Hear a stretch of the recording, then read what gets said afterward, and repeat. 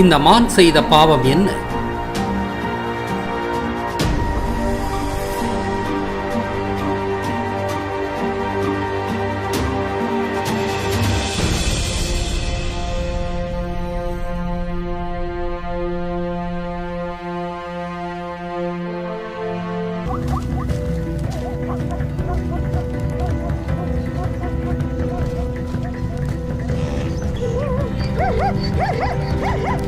இந்த வரிக்குதிரை செய்த பாவம் என்ன?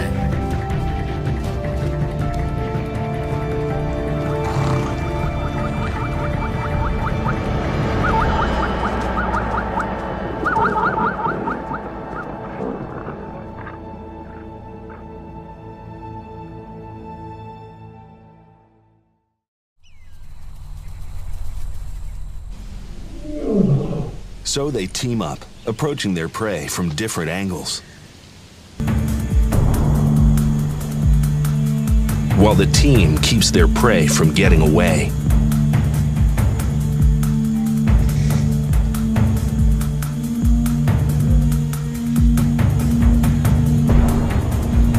Of all the world's cats, lions are the only social animal, especially at dinner time. After a kill is made, males always eat first, then the females. What's left goes to the cubs.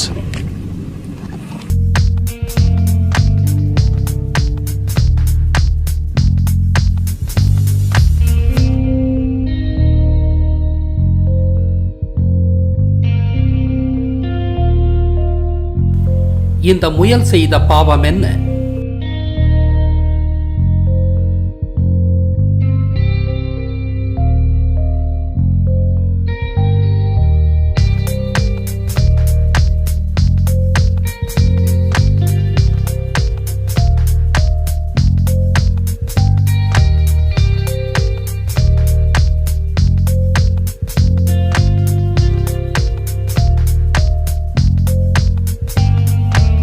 இவ்வுலகை படைத்த கடவுள் என்று ஒன்று உண்டா?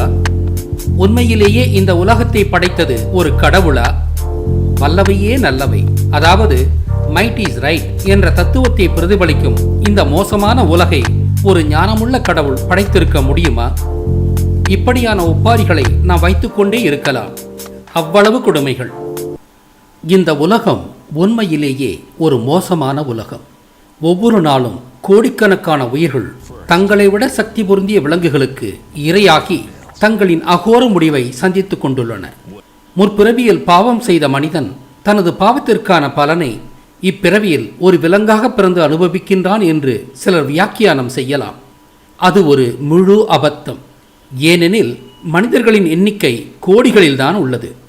ஆனால் விலங்குகளோ கோடானு கோடிகளில் உள்ளது.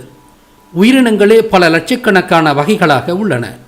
பல லட்சக்கணக்கான சிறுவகை உயிரினங்கள் ஒவ்வொன்றும் கோடானு கோடிகள் என்ற எண்ணிக்கையில் வாழ்கின்றன. அவை ஒவ்வொரு வகைக்கும் ஒன்றுக்கும் மேற்பட்ட வயிரிகள் உண்டு. எதிரி என்று பொருள்படும் வயிரி என்ற சொல் தன்னை கொன்று வயிற்றில் போட்டுக் கொள்பவன் என்ற புரிதலிலிருந்து உருக்கொண்டது. ஆக மனித மற்றும் விலங்கின எண்ணிக்கை விகிதம் விலங்கினம் மனிதனின் பாவத்தின் விளைவு என்ற கருத்தை பொய்யாக்குகிறது. எனவே விலங்குகள் மனிதனின் பாவத்தால் உண்டானவை அல்ல. கடவுள் பற்றிய எனது ஆங்கில விடயத்திற்கு கருத்து தெரிவித்திருந்த ஒருவர், விலங்குகளின் எண்ணிக்கை இதுவரை மண்ணில் வாழ்ந்து மறைந்த ஒட்டுமொத்த மனிதர்களின் எண்ணிக்கை என்று சப்பை கட்டு கட்டினார். விலங்குகள் மனிதன் தோன்றுவதற்கு முன்பே இந்த உலகில் அவதரித்தவை என்பதை இவரை போன்றவர்கள் உணர வேண்டும். பைபிளின் படைப்பு கோட்பாட்டின்படியே கூட மனிதனை கைப்பிடி மண்ணை கொண்டு கடவுள் உருவாக்குவதற்கு முன்பே விலங்குகள் படைக்கப்பட்டன என்கிறது. எனவே விலங்குகள் மனித பாவத்தின் விளைவு அல்ல, அல்லவே அல்ல. இந்த உலக உயிர்கள் இயற்கையான பரிணாம வளர்ச்சியால் ஏற்கனவே உள்ள உயிரினங்களை உண்டு வாழும்படியாக உருவானவை. ஆகவே இந்த உலகம் வல்லவையே நல்லவை, அதாவது மைட் இஸ் ரைட் என்ற அநீதியான யதார்த்தத்தில் இயங்குவதாகவே தோன்றுகிறது. ஆனால் சில உலக சமயங்கள் இந்த உலகம் ஒரு இறைவனால் 6 நாட்களில் தோற்றுவிக்கப்பட்டதாகவும் 7வது நாளில் அவர் ஓய்வெடுத்ததாகவும் அபத்தமாக போதிக்கின்றன. ஐயோ பரிதாபம்! அப்படி ஒரு இறைவன் இருந்தால், அவன் இவ்வுலகை படைத்திருந்தால், ஒரு உயிர் இன்னும் ஒரு உயிரை உண்டு வாழும்படியாக படைத்திருப்பாரா? இப்படிப்பட்ட உலகை படைப்பது எவ்வளவு கொடுமை!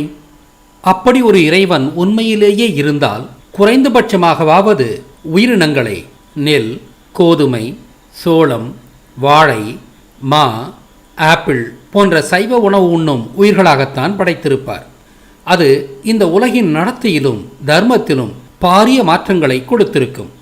பெரும்பாலான மாமிச உண்ணிகளுக்கு வேறு வழி இல்லாததால் அவை உயிர்களை இம்சை செய்வதை மனிதன் தனது ஆழ்மனதில் சரி என்றே ஏற்றுக்கொள்ள வேண்டி இருந்தது. ஆக மனிதன் தனது நடத்தையையும் தர்மத்தையும் விலங்குகளிலிருந்தே கற்றுக்கொண்டான். அதனால்தான் வல்லவர்கள் பாவப்பட்ட விலங்குகளுக்கு மட்டுமல்லாது இளைத்த மனிதர்களுக்கும் கொடுமைகள் செய்து கொண்டுள்ளார்கள். எனவே இந்த கொடிய உலகம் இயற்கையாக பரிணமித்ததே தவிர எந்த ஒரு இறைவனாலும் படைக்கப்படவில்லை. இதைத்தான் தமிழ் இலக்கியங்களும் இயம்புகின்றன. உயிர்கள் தொடு உணர்வில் தொடங்கி சுவை, நாற்றம், காட்சி, கேள்வி என்ற ஐம்புலனறிவுகளை வளர்ச்சி பாங்கில் ஒவ்வொன்றாக சேர்த்து கொண்டு இறுதியாக மனம் என்ற மறைபுலனையும் சேர்த்து மனிதனாக பரிணமித்தது என்று தொல்காப்பியம் எம்புகிறது. எனவே தமிழ் இலக்கியங்கள் படியும் இந்த உலகை இறைவன் என்ற ஒன்று படைக்கவில்லை. இந்த உலகம் இயற்கையின் பரிணாம வளர்ச்சியால் உருவானதுதான். எனவே இந்த உலகை இறைவன் என்ற ஒன்று படைக்காததாலும் அது பரிணாம வளர்ச்சியால் விளைந்தது என்பதாலும் இந்த உலகின் அடிப்படை தர்மம் என்பது வல்லவையே நல்லவை என்ற கொடிய விதிதான். ஆனால் இந்த நாகரிக உலகிற்கு வல்லவையே நல்லவை என்பது ஒரு விபரீத கோட்பாடு. உலகம் தழுவிய மாந்த அன்பும் சகோதரத்துவமும் உயிர்களின் மீது பரிவும் தாம் வாழ்வதும் மற்றோரை வாழ விடுவதும் சட்டத்தின் முன்பு அனைவரும் சமம் என்பனவையும் நாகரிக உலகால் ஏற்றுக்கொள்ளப்பட்ட பண்புகள். இது மனிதன் ஆறாம் அறிவு பெற்று தத்துவ ரீதியாக கூடுதல் பரிணாம வளர்ச்சி அடைந்து கடவுள் நிலைக்கு உயர்ந்து கொண்டுள்ளான் என்பதன் பிரதிபலிப்புத்தான். ஆம், அமைதியையும் அகிம்சையையும் முன்வைக்கும் மனிதன் உலகை படைத்ததாக சிலரால் நம்பப்படும் இறைவன் ஒருவன் உண்டானால் அவனை விட உன்னத இறைமை உடையவனாவான்.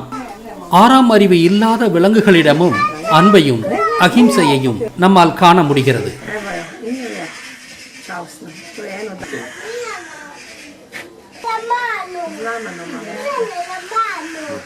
பல வகை விலங்கினங்களில் சிறு கன்றுகளையோ பால் குடிக்கும் கன்றுள்ள தாய் விலங்குகளையோ வேட்டையாடாத சில அபூர்வமான விலங்குகள் இருக்கத்தான் செய்கின்றன. அவையும் கடவுளுக்கு நிகரான உயிர்களே. ஆனால் இவை விதி விலக்குகளே தவிர பொதுவான இயல்பல்ல. எனவே இந்த உலகம் வல்லவையே நல்லவை என்ற இயற்கையின் கொடிய விதியோடு பரிணமித்த உலகம்தான். மனிதனும் இந்த யதார்த்தத்தை உள்வாங்கியே வாழ்ந்துள்ளான். எனவே இயற்கையின் அடிப்படை விதிப்படி நல்லவை அவை நல்லவை என்பதனாலேயே வெற்றி பெறாது. எழுதப்படாத இந்த இயற்கையின் விதியை மீண்டும் சொல்லித்தான் ஆக வேண்டும். எந்த நல்லவையும் அவை நல்லவை என்பதனாலேயே வெற்றி பெறா. வல்லமை இருந்தால் மட்டுமே நல்லவை வெற்றி பெறும். அன்பே கடவுள் என்ற தத்துவத்தோடு உருக்கொண்ட புத்த மதம் அது உருக்கொண்ட இந்தியாவிலேயே பஞ்சமா பாதகத்திற்கு அஞ்சாத ஒரு வந்தேரி கூட்டத்தால் கொடூரமாக அழிக்கப்பட்டது என்பதே இதற்கான சான்று. நம் கண்ணெதிரே உள்ள இந்த ஆணித்தரமான சான்று நல்லவை அவை நல்லவை என்பதனாலேயே வெற்றி கொள்ளாது என்பதற்கு உறுதியான ஆதாரம் சொல்கிறது. இதுதான் இயற்கையின் அடிப்படை நியதி. சில உலக சமயங்கள் இந்த உலகை படைத்தது கடவுள்தான் என்று நம்புவதால் இந்த கொடிய நியதிக்கும் அவர்களின் கடவுளே காரணியாகிறார். அப்படி ஒரு கடவுள் இருக்கத்தான் முடியுமா? கடந்த 10 ஆண்டுகளாக தமிழரின் ஆன்மீகத்தை ஆய்வு செய்து கொண்டிருக்கும் எனக்கு இந்த உலகத்தை படைத்த கடவுளாக தமிழர்கள் எதையும் ஆதியில் வணங்கவில்லை என்ற வியப்பான உண்மை புரிந்தது. விஷ்ணுவின் தொப்புள் கொடியிலிருந்து தோன்றிய தாமரையில் அவதரித்த பிரம்மாவே இவ்வுலகை படைத்தார் என்ற இந்து மத கதை யூத பிராமணன் விட்ட கப்சா. இந்து மதமே ஒரு கசடுதானே. தமிழரின் சமயம் ஆசீவகம், இந்து மதம் அல்ல. ஆக உலகை படைத்ததாக அனுமானிக்கப்படும் ஒரு கடவுள் இருந்தால் அவனை தமிழ் இலக்கியங்கள் வாழ்த்தவில்லை, வசைதான் பாடின. தமிழ் இலக்கியங்கள் இந்த உலகை ஒரு இன்னாத உலகம் என்றே வர்ணிக்கின்றன. இன்னாதம்மை இவ்வுலகம் இனிய காண்க இதன் இயல்புணர்ந்தோரே என்பது புறநானூற்றில் இடம்பெற்றுள்ள பக்குடுக்கை நன்கணியாரின் பாடல். இந்த உலகம் இன்னாததுதான். எனவே அதன் இயல்பை உணர்ந்து துன்பத்தை மறந்து இன்பமாக வாழ பழகுங்கள் என்பதே இதன் பொருள். திருவள்ளுவரும் இந்த உலகை படைத்ததாக அனுமானமாக சொல்லப்படும் ஒன்றை கடவுள் என்று அழைக்காமல் அவனை இயற்றியோன் என்று மட்டுமே அழைத்து மோசமாக படைத்ததால் அவனுக்கு சாபமும் விடுகிறார். எனவே தமிழர்கள் இந்த உலகை படைத்ததாக எந்த ஒரு கடவுளையும் வழிபடவில்லை. ஆதி தமிழர்கள் இந்த உலகம் பரிணாம வளர்ச்சியால் இயல்பாக உருவானதாகவே நம்பினர். ஆனால் இந்த அகிலாண்டம் இருப்பதற்கான காரணமும் அதை உருவாக்கிய ஒரு சக்தியும் உண்டா என்ற கேள்வியும் இருந்து கொண்டுதான் உள்ளது. இந்த கேள்விக்கு ஒருபோதும் தீர்வு கிடைக்காது. ஆனால் இந்த உலகிற்கு பிரமிக்கத்தக்க அழகியல் உண்டு என்பதை நான் மறுக்கவில்லை. படைப்பின் வடிவ ஒழுங்கையும் அழகிய வண்ணங்களையும் நறுமணங்களையும் நற்சுவைகளையும் நாம் எங்கும் பார்க்கிறோம். நமது உடலின் அமைப்பு நுட்பமும் செயல்படும் நுட்பமும் நம்மை பிரமிக்க வைக்கிறது. எண்ணற்ற விந்தைகள் நிறைந்ததே இந்த உலகம். நாகத்திற்கு தனது விஷப்பையில் சுரக்கும் திரவம் தனது எதிரியை கொல்லக்கூடியது என்பது எப்படி தெரியும்? அதன் விரியும் தலைப்பகுதியில் உள்ள அந்த வியத்தகு சித்திரத்தை வடிவமைத்தது யார்? இப்படி முடிவே இல்லாமல் இயற்கையின் படைப்புகளை வியந்து கொண்டே செல்லலாம். ஒவ்வொரு படைப்பிலும் தன்னையும் அறியாமல் ஒரு உள்ளார்ந்த அறிவு பன்முகத்தன்மையுடன் வெவ்வேறு மேம்பட்ட உயிர்களாக தன்னை பரிணமிக்க வைக்கிறது. ஆனால் இத்தகைய எல்லாவற்றுக்கும் அப்பால் இவ்வுலகை இறைவன் என்ற ஒருவன் படைக்கவில்லை. அதுவே உண்மை. தமிழர்கள் எந்த ஒரு கடவுளையும் இவ்வுலகை படைத்ததாக வழிபடவில்லை. ஆனால் கடவுள் என்ற கோட்பாடு தமிழரிடம் உள்ளது. காட் என்ற ஆங்கில சொல் கூட தமிழின் கொடைதான். அப்படியானால் தமிழரின் கடவுள் யார்? அவர் ஒருவர் அல்ல, பலர். சிவன், முருகன், இந்திரன், கிருஷ்ணன், விஷ்ணு ஆகியோரே தமிழரின் முக்கிய கடவுளர்கள். இவர்கள் மனித வரலாற்றில் வெவ்வேறு காலகட்டங்களில் வாழ்ந்த சித்த அரசர்களே.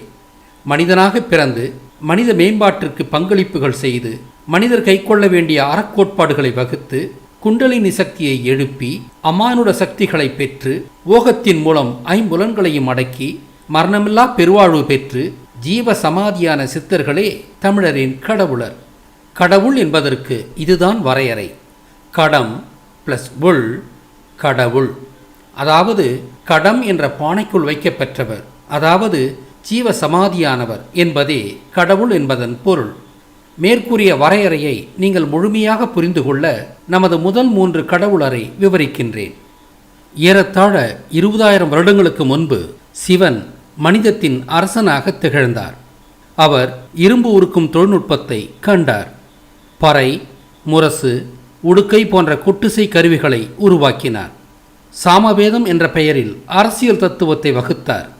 காலம் என்ற அக உணர்வை மக்களுக்கு ஏற்படுத்தி அதன் அளவைகளை வகுத்து இன்று இஸ்லாமிய காலண்டராக அறியப்படும் சந்திர நாட்காட்டியையும் வகுத்து இருமை தத்துவத்தை வெளிப்படுத்தி வானசாத்திரம் தெளிந்து மருத்துவ ஞானத்தை வளர்த்து பூமி, நீர், நெருப்பு, காற்று, ஆகாயம் என்ற பஞ்சபூதங்களிலிருந்து உயிர்கள் உருவானதாக தத்துவம் வழங்கி சாதனை படைத்தார்.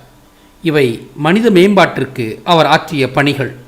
மேலும் அவர் குண்டலினி ஓகத்தை முதலாக கண்டதால் அதை அவரின் 3வது கண்ணாகவும் அவர் கழுத்தை சுற்றிய பாம்பாகவும் சித்தரித்து வரலாறு தக்க வைக்கப்பட்டுள்ளது.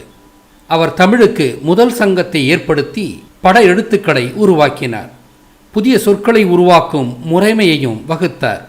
சிவனே மரணத்தை வென்று நிர்வாண நிலையை அடைந்த முதல் சித்தராகியதால் அவரே உலகின் முதற் கடவுள். ஏறத்தாழ 10,000 ஆண்டுகளுக்கு முன்பு நீரூழியின் போது வாழ்ந்த 2ஆம் பெருஞ்சித்தரே முருகனாவார். அவரே விவசாய தொழில்நுட்பத்தை கண்டு சைவ உணவு பழக்கத்தையும் அகிம்சையையும் உலகிற்கு முதலாக அறிமுகப்படுத்தினார். அவரே போர்க்கலையை வளர்த்தெடுத்து எளியோரை வலியோரிடமிருந்து காத்தார். அதனாலேயே யாமிருக்க பயமேன் என்ற வாசகம் முருகனோடு தொடர்புபடுத்தப்படுகிறது. அவரே யானையையும் தாமரையையும் சின்னங்களாக கொண்ட ஆசீவகம் என்ற வாழ்வியலை முறைப்படுத்தினார். ஒவ்வொரு தெய்வமும் வாழ்க்கையின் ஒவ்வொரு பருவத்தின் பண்பை குறிக்கும்படியாக 7 பெண் தெய்வங்களை ஆசீவகத்தின் அங்கமாக உருவாக்கினார். மனித குலத்திற்கு சிவனின் பங்களிப்புகளை விளக்கும்படியாக தத்துவார்த்த உருவகங்களை ஏற்படுத்தி சிவனின் வரலாற்றை பட வடிவில் தக்க வைத்தார். இப்படியாகத்தான் கடவுளரை உருவங்களை கொண்டு வழிபடும் முறை தோன்றியது. அதை தோற்றுவித்தது முருகனே. தமிழ் கடவுளரின் உருவங்கள் அர்த்தமற்ற வடிவங்கள் அல்ல. அவை அந்தந்த கடவுளரின் வரலாற்றை பட வடிவங்களின் மூலமாக பாதுகாக்கின்றன. ஆகவே உருவங்களால் கடவுளரை வழிபடுதல் என்பது மடமை அல்ல. இந்த அடிப்படையான உண்மையை இந்த உலகம் கற்று தெளிந்து உணர வேண்டும்.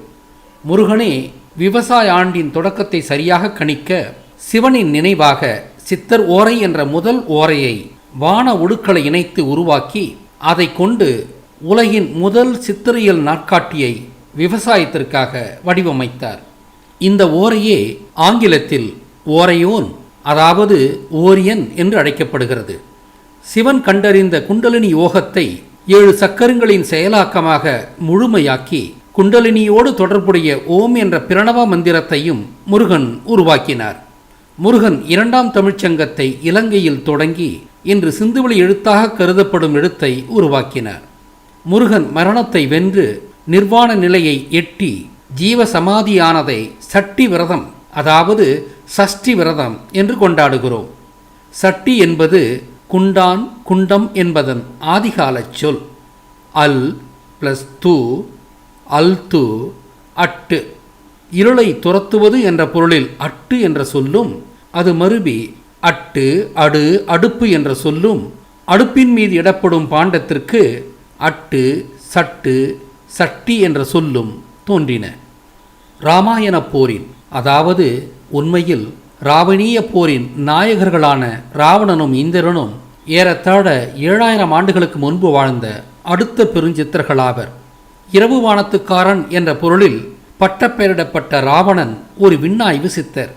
அவரும் அவரது மகனான இந்திரனும் சேர்ந்து உலகின் முதல் சந்திர சூரிய நாட்காட்டியை, அதாவது லூனோசோலார் நாட்காட்டியை உருவாக்கினர். சிவனின் சந்திர நாட்காட்டி விவசாயத்திற்கு உதவாது என்பதால் உலகின் முதல் பாண்டியராகிய ராவணன் குடும்பம் சந்திர சூரிய நாட்காட்டியை விவசாயத்திற்காக உருவாக்கியது.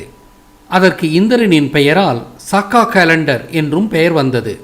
இது தமிழகத்தையும் அஸ்ஸாமையும் தவிர்த்த ஏனைய இந்தியாவிலும் தென்கிழக்காசிய நாடுகள் சிலவற்றிலும் இன்றும் பயன்பாட்டில் உள்ளது.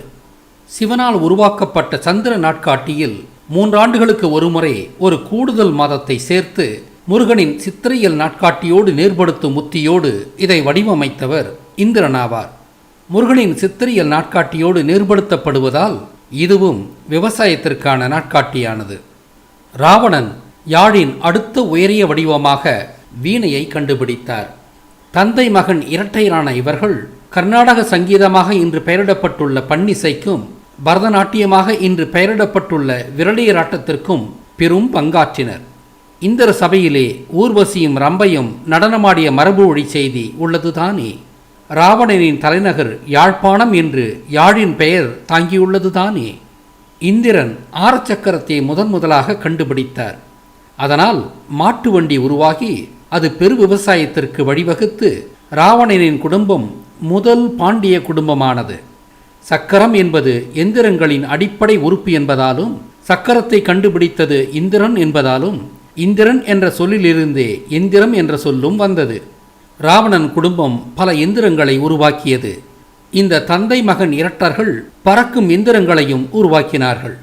பஞ்சமா சித்திகள் அனைத்தும் முதலாக கைவரப் பெற்றதால் ஐந்திர சித்தன் என்ற பட்டப்பெயரிடப்பட்டு அதுவே இந்திரஜித் என்று மருவி இறுதியாக இந்திரன் என்றானது. பஞ்சமா சித்திகளில் ஒன்றுதான் லெகிமம் எனும் தன்னை இலகுவாக்கிக் கொள்ளும் திறம். அதை கொண்டு இந்திரன் மேகங்களுக்கு மேலேயே சென்று மழையும் சூறாவளியும் வர இருப்பதை முன்கூட்டியே அறிந்து மக்களை எச்சரித்ததால் அவர் ஜீவசமாதி அடைந்த பிறகு மழைக்கடவுளானார். இவர் ராமனுக்கு எதிரான போரில் வெற்றி வாகை சூடினார்.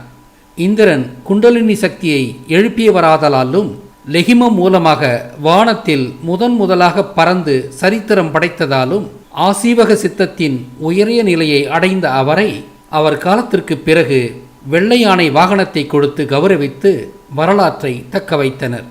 வாகனங்கள் கடவுளரின் பங்களிப்புகளை வரலாற்றில் தக்க வைக்கும் உருவகங்கள். உதாரணமாக சிவனோடுள்ள நாயானது அக்கால யதார்த்தத்தின்படி சிவன் வேட்டையாடி வாழ்ந்தவர் என்ற வரலாற்று உண்மையை பதிய வைத்துள்ளது. சிவனின் கழுத்தை சுற்றியுள்ள பாம்பு சிவனே குண்டலினி யோகத்தை முதலாக கண்டவர் என்ற உண்மையை பறைசாற்றுகிறது. உலகின் முதல் 3 கடவுளரை விவரித்த கையோடு கடவுள் கோட்பாட்டை சரியாக புரிந்து கொள்ள கடவுளுக்கான வரையறையை மீண்டும் சொல்கிறேன். மனிதனாக பிறந்து மனித மேம்பாட்டிற்கு பங்களிப்புகள் செய்து மனிதர் கைக்கொள்ள வேண்டிய அறக்கோட்பாடுகளை வகுத்து குண்டலினி சக்தியை எழுப்பி அமானுட சக்திகள் பெற்று ஓகத்தின் மூலம் 5 புலன்களையும் அடக்கி மரணமில்லா பெருவாழ்வு பெற்று ஜீவ சமாதியான சித்தர்களே தமிழரின் கடவுளர். ஆக மரணத்தை வென்று ஜீவ சமாதியான சித்தர்களே கடவுளராவர். அவர்கள் கடம் எனப்பட்ட பானையில் வைத்து புதைக்கப்பட்டதால்தான் கடம் பிளஸ் உள் கடவுள் என்று பெயர் பெற்றனர். ஆங்கில சொல்லான காட் என்பதும் இவ்வாறே உருவானது. குட், அதாவது குடம் என்ற சொல்லின் மருவிய வடிவமே காட் என்றானது. இதை உறுதி செய்யும் விதமாக காட் என்ற சொல் பரியல் மவுண்ட் என்ற புதைமேட்டோடும் தொடர்பு கொண்டுள்ளது. எனவே சொல்லாய்வின்படி காட் என்ற ஆங்கில சொல்லும் மரணத்தை வென்று ஜீவ சமாதியான சித்தர்களையே குறிக்கிறது. மேற்குலகில் இப்படி சந்தேகத்திற்கிடமில்லாமல் கடவுள் பற்றிய வரையறை இருந்தும் மேற்குலகு இந்த உலகத்தை படைத்தவர்தான் கடவுள் என்று மிகவும் தவறாக நம்புகிறது. கடவுள் இந்த உலகை 6 நாட்களில் படைக்கவும் இல்லை, 7ஆம் நாளில் அவர் ஓய்வெடுக்கவும் இல்லை. வல்லவையே நல்லவை என்ற அநீதி நிகழும் இந்த கேவலமான உலகை ஒரு அறிவார்ந்த கடவுள் விரும்பி இருக்க முடியாது. இறைவன் என்ற தமிழ்ச் சொல்லும் பிச்சை எடுப்பவன் என்ற கருத்தால் விளைந்த சொல்தான். சித்தர்கள் பிச்சை எடுத்து வாழ்ந்த முற்றும் துறந்தவர்கள்தானே. அதோடு உலகை படைத்தவன் என்ற பொருளில் கடவுளுக்கு எந்த ஒரு பெயரும் தமிழில் இல்லை. சாமி நீண்ட முடி கொண்டவன், ஆண்டவன் மனிதருக்கு அரசனாக இருந்தவன், இறைவன் பிச்சை எடுத்து வாழ்ந்தவன், கடவுள் குண்டத்தில் வைத்து ஜீவசமாதியாக்கப்பட்டவன். ஆக இவ்வுலகை படைத்தவர் என்ற பொருளில் கடவுளுக்கு எந்த பெயரும் தமிழில் இல்லை என்பதிலிருந்து உலகை படைத்தவன் இறைவன் என்று ஆதித்தமிழர்கள் நம்பவில்லை என்பது புரிகிறது. ஆக இவ்வுலகை ஒரு இறைவன் படைக்கவில்லை என்றும் நிர்வாண நிலையடைந்த சித்தர்களே கடவுளர் என்றும் கண்டோம். இத்தகைய கடவுளரை வழிபடுவதில் பயனுள்ளதா என்று நீங்கள் கேட்கலாம். ஆம், நிச்சயமாக. முதலாவதாக அவர்களின் நினைவை போற்றுவதன் மூலமாக அவர்களின் பங்களிப்பிற்கு நாம் நன்றி செலுத்துகின்றோம். இரண்டாவதாக இந்த கடவுளர் மனித இனத்தின் நல்லரசர்களாக வெவ்வேறு காலகட்டங்களில் இருந்ததால் இவர்களை வழிபடுவதன் மூலம் மனித இனத்தின் வரலாற்றை தக்க வைக்கின்றோம். மூன்றாவதாக மிக முக்கியமாக மரணத்தை வென்ற இந்த கடவுளரின் ஆன்மாக்கள் என்றும் வாழ்கின்றன. அவற்றின் துணையை நாம் உள்ளன்போடு நாடும்போது அவை நமக்கு உதவுகின்றன, நல்வழி காட்டுகின்றன. இது சத்தியமான உண்மை. இவ்வுலகை படைத்த கடவுள் ஒன்று இல்லை என்றும் வல்லவையே நல்லவை என்பதே இயற்கையின் கொடிய விதி என்றும் சொன்னேன். மனித கடவுளராவது வல்லவையே நல்லவை என்ற விதியை மாற்றி தீமையை நன்மை தாமாகவே வெற்றி கொள்ள வைக்கலாமே என்று நீங்கள் கேட்கலாம். இதை புரிந்து கொள்ள தாமரை ஆசீவகத்தின் சின்னமாக ஆன காரணத்தை நீங்கள் அறிய வேண்டும். தாமரை சேற்றில் முளைத்தாலும் சூரியனை கண்டே மலர்கிறது. உண்மையில் இது மாலை வேளையில் மூடிக்கொண்டு இரவு என்ற அஞ்ஞானத்தை தவிர்க்கிறது. பிறகு மீண்டும் காலையில் ஞானத்தை குறிக்கும் சூரியனை கண்டு மலர்கிறது. இவ்வாறாக மனிதர்கள் இருள் என்ற அஞ்ஞானத்தை தவிர்த்து ஒளி என்ற ஞானத்தை தேட வேண்டும் என்பதை தாமரை உணர்த்துகிறது. தாமரையில் நீர் ஒட்டாததால் நீரோடு சேர்ந்த அழுக்கும் ஒட்டாது தனது தூய்மையை காத்துக்கொள்கிறது தாமரை. இதே போல மனிதர்களும் தங்களது எண்ணங்களாலும் செயல்களாலும் தமது தூய்மையை காக்க வேண்டும் என்பதை தாமரை உணர்த்துகிறது. இறுதியாக குளத்தின் நீர்மட்டம் உயர்ந்தாலும் தாமரை நீரில் மூழ்காமல் உடன் உயர்கிறது. இது தாமரையின் மிகவும் பாராட்டுக்குரிய குணம். மனித வாழ்க்கையில் ஏற்படும் எதிர்பாராத விபரீதங்களுக்கிடையிலும் மனிதர்கள் தங்களின் வள நிலையையும் ஒழுக்கத்தையும் போராடி காத்து நிமிர்ந்து வாழ வேண்டும் என்று தாமரை உணர்த்துகிறது. இதனால்தான் தாமரை ஆசீவகத்தின் சின்னமாக முருகனால் தெரிவு செய்யப்பட்டது. அதனால்தான் கடவுளரும் தெய்வங்களும் தாமரையின் மீது அமர்ந்துள்ளதாக சித்தரிக்கப்படுகின்றன. ஆக ஆசீவகத்தின் சின்னமாக தாமரை சொல்லும் செய்தி என்னவென்றால், ஞானத்தை நாடும் மனிதர்களையும் தங்களின் எண்ண மற்றும் செயல் தூய்மையை காக்கும் மனிதர்களையும் நற்செயல் புரிய கடினமாக உழைப்பவர்களையும் கடவுளுக்கு பிடிக்கும். ஆக தீமையை வீழ்த்தி நன்மை வெற்றி கொள்ள போராடுவது மனிதனின் கடமை என்பது தாமரையின் மூலமாக நாம் உணரும் செய்தி. அப்படி போராடுபவருக்கு துணையாக மட்டுமே கடவுளர் இருப்பார்களே ஒழிய நன்மையானது தாமாக தீமையை வெற்றி கொள்ள வைப்பது கடவுளரின் சித்தமல்ல. ஏனெனில் மனிதரை சோம்பேறி விலங்குகளாக பேண கடவுளருக்கு விருப்பமில்லை.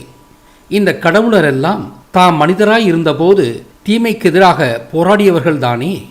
எனவே ஒவ்வொரு மனிதனும் அவ்வாறே செய்ய வேண்டும் என்றுதானே விரும்புவார்கள். அவர்களுக்கு மக்களை வீணர்களாக பேண விருப்பமில்லை. நீ போராடு, நான் துணை நிற்பேன் என்பதே கடவுளின் சித்தம். ஆக தீயவர்களை தண்டிப்பதும் கொடுங்கோலாட்சியை வீழ்த்துவதும் மனிதரின் கடனையை ஒழிய கடவுளரது அல்ல. கொடியவர்களை கடவுள் கவனித்துக் கொள்வார் என்று மக்கள் நம்புகின்றனர். கடவுளர் அவர்களாக அதை செய்வதில்லை. கொடிய சக்திகளை வீழ்த்த மனிதர்கள் முயல வேண்டும் என்றே கடவுள் எதிர்பார்க்கின்றனர். கடவுளர் அந்த முயற்சிக்கு துணையாகத்தான் இருப்பார்கள். கொடிய சக்திகள் இவ்வுலகில் உலவியதற்கு மனிதர்களின் இயலாமையே காரணம். கடவுள் என்பது ஒரு ஊன்றுகோல் போன்றது. தன்னம்பிக்கை உள்ள கடின உழைப்பாளிகள் வெற்றி பெற கடவுள் உதவுகின்றனர். கடின உழைப்பாளிகளை கடவுளருக்கு பிடிக்கும். மனமிருந்தால் மார்க்கம் உண்டு என்ற முதுமொழியை அறிவீர்கள். அந்த மார்க்கத்தை அமைத்துக் கொடுப்பதே கடவுளர்தான் என்பதை நாம் உணரவில்லை. தீமைக்கு எதிராக நன்மையை காக்க நல்ல எண்ணத்தோடு போராடும் மக்களை கடவுளர் ஆதரிக்கின்றனர். தகுதியான மனித முயற்சி இல்லாததால் தான் இந்த உலகம் கடந்த காலத்தில் பல துன்பங்களை சந்தித்தது. இந்த ஆழமான உண்மையை மனிதகுலம் அறிந்தால் வருங்காலத்தில் இவ்வுலகம் மிகவும் வித்தியாசமாக இருக்கும். வருங்காலத்தில் என்று ஏன் சொன்னேன் என்றால், மாய நாட்காட்டி முடிவுற்ற போது இருண்ட காலமான கலியுகம் முடிவடைந்து தற்போது பொற்காலம் பிறந்துள்ளது. அதனால்தான் இல்லுமினாட்டிகள் கடந்த 3500 ஆண்டுகளாக இவ்வுலகில் கேடு செய்து தெரிந்திருந்தாலும் பொற்காலம் பிறந்த பிறகே நாம் அவர்களை பற்றி பரவலாக அறிந்து கொள்ள முடிந்தது. ஏறத்தாழ 1700 ஆண்டுகளுக்கு முன்பு முற்றிலுமாக அழிக்கப்பட்ட ஆசீவகம் இப்போது புதிய வீரியத்தோடு மீண்டெழுந்து இது உண்மையிலேயே பொற்காலம்தான் என்று நிறுவுகிறது. இது மீட்சி பெறுவது மனித முயற்சியால் மட்டுமல்லாது கடவுளரின் துணையோடுதான். அதற்கு நான் சாட்சியாவேன். இருண்ட காலம் முடிந்தது என்று நாம் சொல்வதிலிருந்து நல்ல காலம், கொடிய காலம் என்று வகைப்படுத்தப்படும் காலத்தால் நாம் பாதிக்கப்படுகிறோம் என்பது புரியும். நம்மீது ஆதிக்கம் செலுத்தும் விண்கோள்களும் நட்சத்திரங்களும் நம் ஒவ்வொருவரின் காலத்தின் தன்மையை தீர்மானிக்கின்றன. இவ்வாறாகத்தான் மனிதகுலம் கலியுகம் எனும் கொடிய காலத்தால் சூழப்பெற்று புத்தர்களும் சித்தர்களும் கொடூரமாக கொல்லப்பட்டு புத்தமும் ஆசீவகமும் அழிக்கப்பட்டன. அகில உலகிலும் இதுபோன்ற கொடுமைகள் நிகழ்ந்தன. வட இந்திய பௌத்தர்களின் வீழ்ச்சியும் தென்னிந்திய ஆசீவகர்களின் வீழ்ச்சியும் என்னை மிரள வைக்கின்றது. சித்தர்களும் புத்தர்களும் காலத்தின் தன்மையை உணர்ந்து விதியை ஏற்று சத்தமில்லாமல் தங்களின் கொடிய முடிவினை சந்தித்துள்ளனர். புத்தர்களும் சித்தர்களும் விதியை முழுமையாக ஏற்றுக்கொண்டவர்களாக தெரிகிறது. கலிகாலத்தின் தன்மை கிணங்க சித்தத்தின் தரம் தாழ்ந்து போனது கூட இதற்கு காரணமாக இருக்கலாம். ஆனால் காலம் எவ்வளவு கெட்டிருந்தாலும் மனித முயற்சி என்பது துன்பத்தின் அளவை அந்த முயற்சியின் அளவிற்கேற்ப மட்டுப்படுத்தும். எனவே விதியை மனித முயற்சியால் மாற்றி அமைக்கலாம். அதைத்தான் விதியை மதியால் வெல்லலாம் என்றனர் நமது முன்னோர்கள். எனவே நாம் விதியால் ஆளப்பட்டாலும் மனித முயற்சியால் விதியின் தாக்கத்தை பெருமளவு மாற்றியமைக்க முடியும் என்பதோடு நல்லெண்ணத்தோடு நாம் முயலும்போது நமது கடவுளர் நம் கண்காணாத வகையில் நமது முயற்சிகளுக்கு துணை இருப்பர். இப்படித்தான் தனிமனித வாழ்விலோ சமூகத்தின் வாழ்விலோ ஏற்படும் நிகழ்வுகளை சீர்தூக்கி பார்க்க வேண்டும்.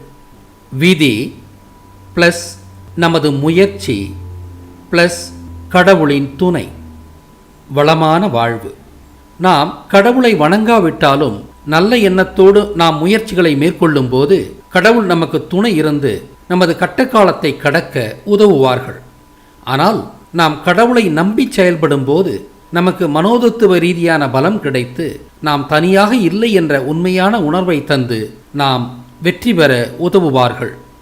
இயற்கையின் அடிப்படை யதார்த்தம் வல்லவையே நல்லவை என்ற அநீதி. ஆனால் நன்மை வெற்றி பெற நாம் முயற்சித்தால் நன்மையே வெற்றி பெறும். கடவுளின் அருளால் இது நடப்பதற்கும் மேலாக இந்த இயற்கையின் இன்னும் ஒரு இயல்பும் இதை நிகழ்த்தும். எப்படி? ஒருவனுக்கு காயம் ஏற்பட்டால் அவனுக்கு உண்டாகும் வலியும் வேதனையும் அவன் நல்லவனாயிருந்தாலும் கெட்டவனாயிருந்தாலும் ஒரே மாதிரியாகத்தான் இருக்கும். இந்த அடிப்படை யதார்த்தம்தான் நாம் தகுதியான முயற்சிகள் மேற்கொள்ளும் போது நமது கண்ணறியாத வகையில் நன்மையை தீமைக்கு எதிராக வெற்றி கொள்ள வைக்கிறது.